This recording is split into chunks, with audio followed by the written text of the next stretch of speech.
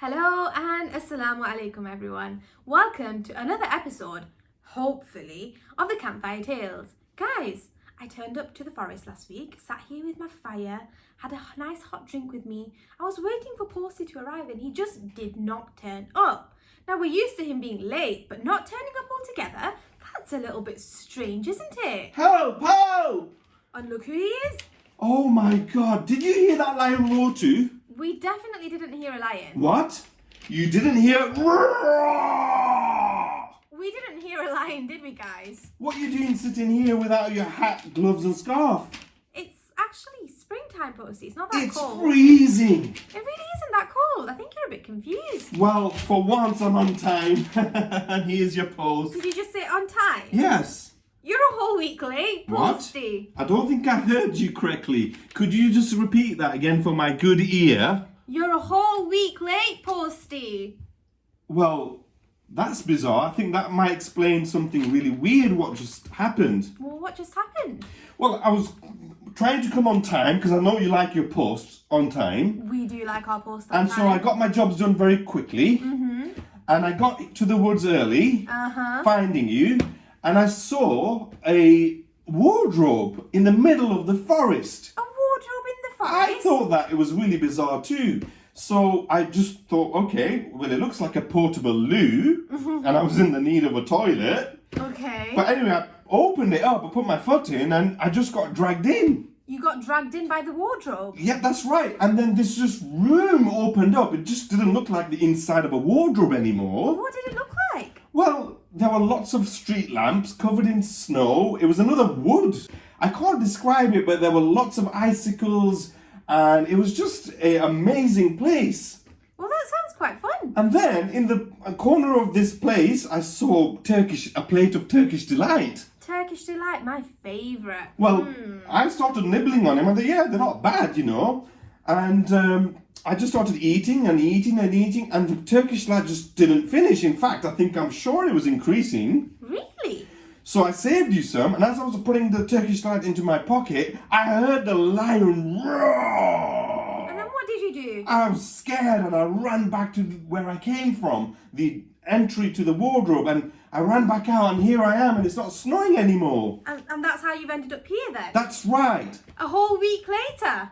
Well, it seemed like 5 minutes, Goodness me. and I thought I'm on time. Is there anybody at home worried about you? Well, I've got my little cat. I've got to go, if it's been a week, I've got to go home and feed I it. think you better do. See you later. See you, Bye. Posty. Goodness me, his stories get more bizarre and strange each week. Can you imagine a wardrobe in the forest and a lion chasing the postman? Ugh. Anyway, it's a week late, but we can't complain. We've got the last part of the Zombie Takeover. Shall we read it together, guys? I think we should. And I think we're going to enjoy it. Come on then. Hello everybody, it's me Anissa. Hello Anissa. Oops, I know you've been waiting a very long time for this letter, we actually have. So let's get straight to it. Where were we last? Oh yes. Guys, come on! I think I know what we have to do in Operation Save Our Parents, Maryam yelled. Well, we better move fast before the clock hits 12 o'clock and the zombie update becomes permanent, said Ednan. So they got up off the trampoline and headed out of the garden and across the road and into the... And this is the bit where Anissa stopped, isn't it? Wait! Maryam! Bilal, stop! Shouted Ayana. Her pink ballet shoe had gotten stuck to a piece of sticky, green, gooey chewing gum, and she was twirling around on the spot trying to remove it. The gang stopped in their tracks and waited as the town clock went bong. It was 11:30. They had half an hour left. I don't understand your big plan, Ayana exclaimed as she tried peeling the chewing gum from her shoe.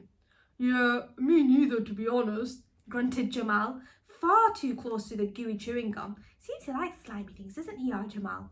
What exactly have you discovered? He said.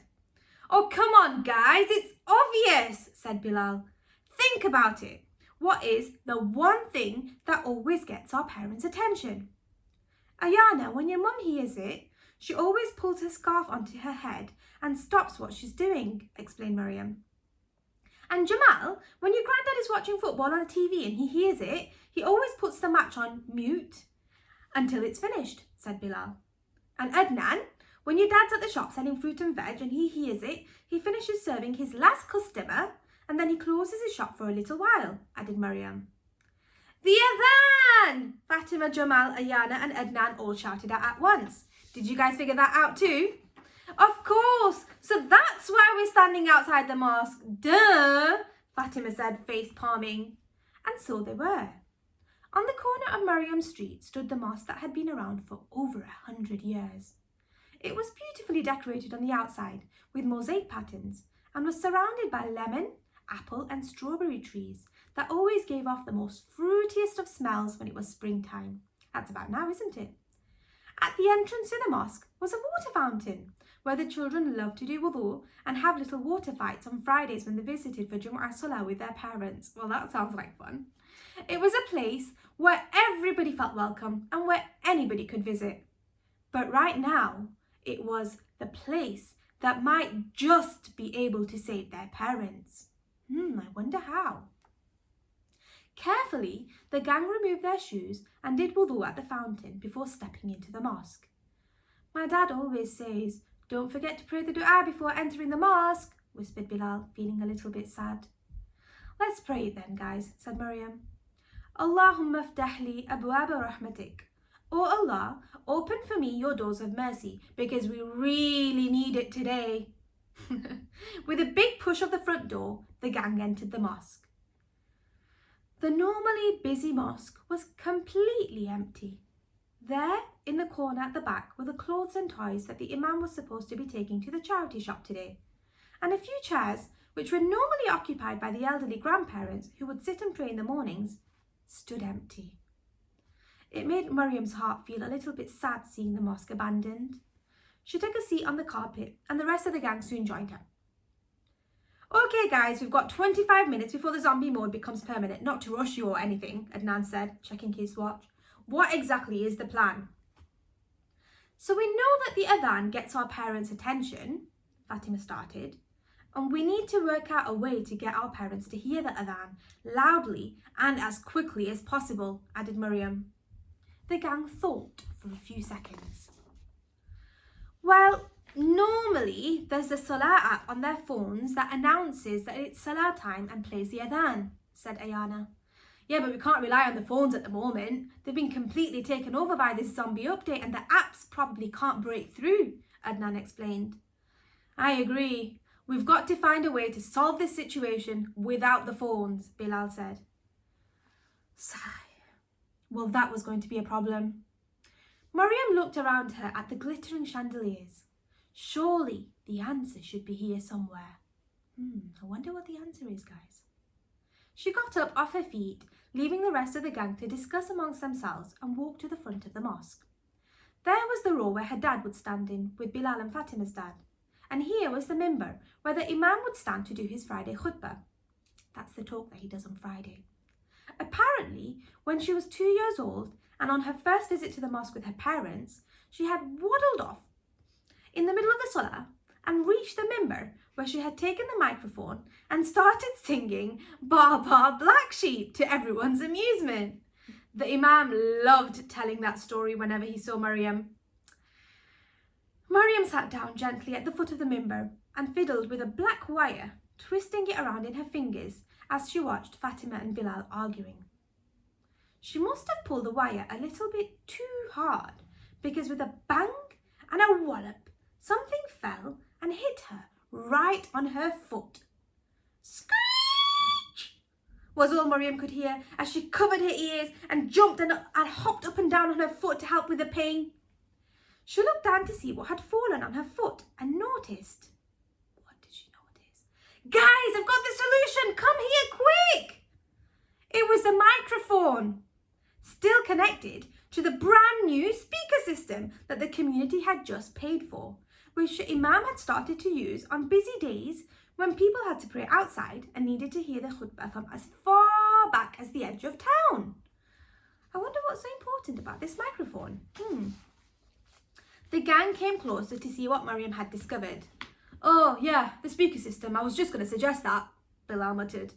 Course you were, Bilal, Fatima said, rolling her eyes. We can do the adhan using the speaker system. There's no chance that they will miss that sound. Adnan fiddled with the wires whilst Maryam explained the plan. From behind the mimbar he spoke. Just give me 1 minute, guys. If I connect this amp to this amp and amplify this amp, I can supercharge a Bluetooth and wirelessly connect to all the smartphones in the area, so the adhan will hopefully play on the phones too, as well as loudspeakers. Great plan, by the way, Maryam. Knew we could count on you. In a quiet voice, Ayana spoke up. Guys, there's just one problem. Does anyone actually know the words to the adhan? I mean, of course they all knew the adhan. They heard it all the time. But they'd never really had a chance to code it themselves, so they didn't know it word for word. Gosh, just when they thought they'd found the solution. This was one thing they couldn't get wrong, with 5 minutes left on the clock. Into the silence came Jamal's voice. I found the words, Ayana, grunted Jamal from near the radiator. It's on the poster on this wall. The gang ran over, and sure enough, there was a poster that had written on it the words of the adhan. Adnan brought the microphone to the radiator and flipped a switch. It's ready, he said. We should all read a part of it, Bilal suggested. So they faced the mihrab and turned their backs to the door of the mosque. Allahu Akbar, Allahu Akbar, Allahu Akbar, Allahu Akbar. Bilal passed the mic to Fatima. The mosque remained silent.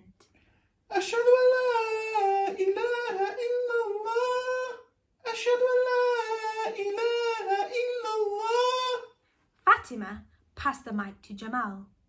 There was a shuffling sound from outside the door. أشهد أن محمد رسول الله أشهد أن محمد رسول الله. Jamal passed the mic to Ayana. The shuffling grew louder as the door of the mosque was pushed open. هيا على الصلاة هيا على الصلاة. Ayana passed the mic to Adnan. There was sound now at the back of the mosque. Must type message, must make call, must like post, must post video, must take photo. هيا على الفلاح هيا على الفلاح. Adnan urgently passed the mic to Maryam. الله أكبر الله أكبر لا إله إلا الله. Bung!